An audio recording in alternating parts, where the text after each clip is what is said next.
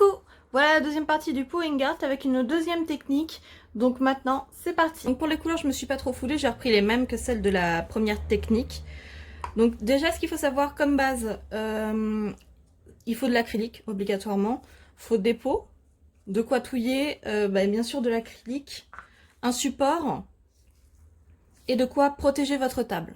Cette fois, pas de médium pour pouvoir mélanger le pouring, d'accord? Celui-là, on va l'oublier. C'est si vous n'avez pas ce médium-là, vous pouvez le faire avec de la colle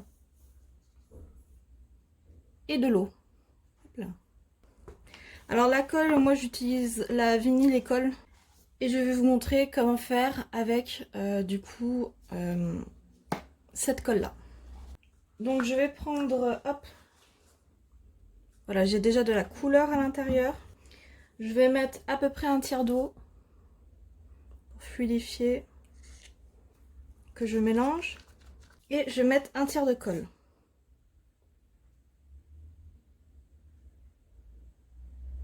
Là. Et je remélange.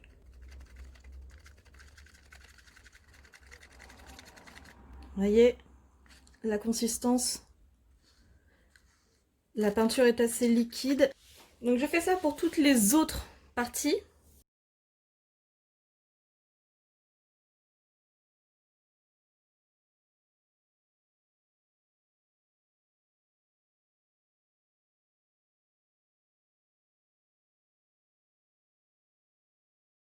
Je prépare hop, mon support.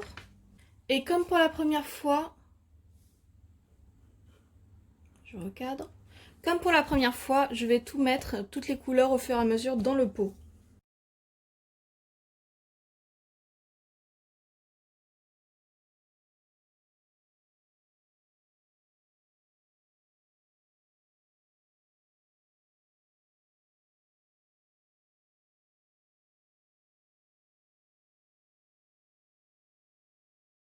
Donc vous voyez, mon mélange est à l'intérieur.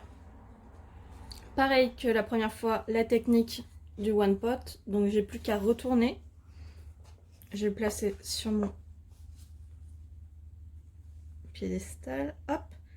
Et je vais lentement tourner, gentiment, pour libérer au fur et à mesure la couleur. Vous voyez déjà ce qu'on voit? Voilà. Hop.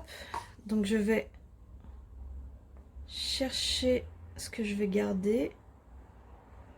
Faire couler un petit peu partout, mais voilà. Moi, ce qui m'intéresse, c'est celui du milieu. Parce qu'il y a plein de choses très intéressantes qui se forment autour.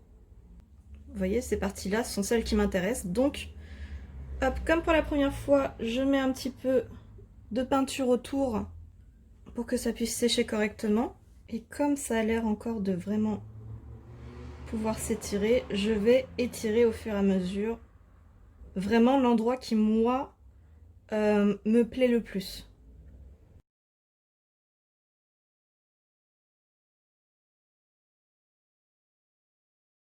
Donc comme pour la première technique, il faut laisser sécher un certain temps. Dès que la peinture est sèche, on peut prendre notre peinture. Donc ça, c'est la deuxième technique avec la colle. Donc vous voyez les effets que ça donne par rapport... Alors je vais juste prendre un peu de sépalin et je vais vous montrer la première technique.